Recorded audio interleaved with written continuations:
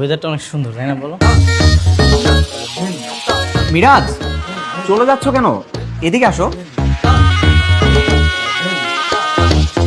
ওই বজ্জাত, চলে যাচ্ছিস কেন? দেখে যখন ফেলছে আয় এদিকে। না না থাক। এই আসতে বসে আয়। আসো।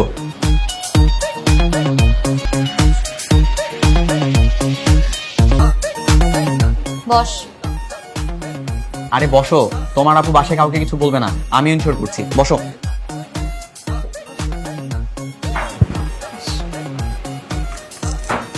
কে ভয় পালাচ্ছিলি? হ্যাঁ আপু, ও আসলে একটু ভয় পেয়েছিল। ভয়ে কিছু নেই বললাম তো, আমরা কাউকে কিচ্ছু বলবো না, ঠিক আছে? আপু, কি নাম তোমার? চাঁদনি। চাঁদনি, অনেক সুন্দর নাম। শুনলাম তোমাদের মধ্যে নাকি প্রায় ঝগড়া হয়। হ্যাঁ, না না মানে ভাইয়া আসলে একটু টুকটাক আর কি। মিরাজের মতো এত ভালো ছেলের সঙ্গে তোমার সম্পর্ক, তারপরেও তোমাদের মধ্যে যদি এত ঝগড়াঝাটি হয়, সেটা কিন্তু ভালো কথা না। ওদের দুইটাকে বলে কোনো লাভ নেই, এত বুঝিয়েছি দুইটাই সমান। এই জন্য তো দুজনকে বলছি, একজন আরেকজনকে ভালোবাসলে বিশ্বাস রাখতে হয়, ভরসা রাখতে হয়, বুঝেছো? ভালোবাসাতে বিশ্বাস সব থেকে গুরুত্বপূর্ণ। বিশ্বাস ছাড়া ভালোবাসা পরিপূর্ণ হওয়া কখনো সম্ভব না, তাই না?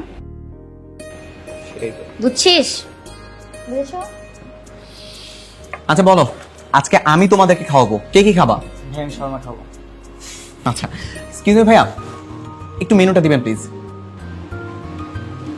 Thank you. দেখো কি পছন্দ করো। বাবা তোমাদের মেয়ে তো তোমাদের একটা কাজ কমিয়ে দিয়েছে। কি কাজ করেছে বল? কিছু না মা, কিছু না। এই, ঘরে চল ভাই। আর কি? এই ন্যাকামি না করে সরাসরি বল তো কি করেছে?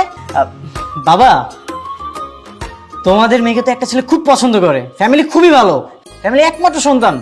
তাই ছেলেটা কে? আরে ছেলেটার বাড়ি কোথায় কোথায় থাকে? বাবা আশেপাশেই থাকে, কিন্তু একটা সমস্যা আছে। কি সমস্যা? ছেলেটা তোমাদের মেয়েকে এত পছন্দ করে কিন্তু সে কোনোভাবেই রাজি না। কি রে, ছেলেটা কি সত্যিই ভালো?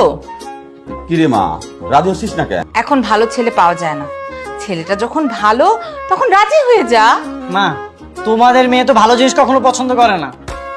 আরে ছেলেটা কে, কোথায় থাকে, তার তো খোঁজ খবর নেওয়া দরকার। ওই ছেলেটার সাথে যোগাযোগ কর, ওরে বল যে আমি ওর সাথে কথা বলতে চাই। ও আর বাবা মাকে নিয়ে আমাদের বাড়িতে চলে আসো।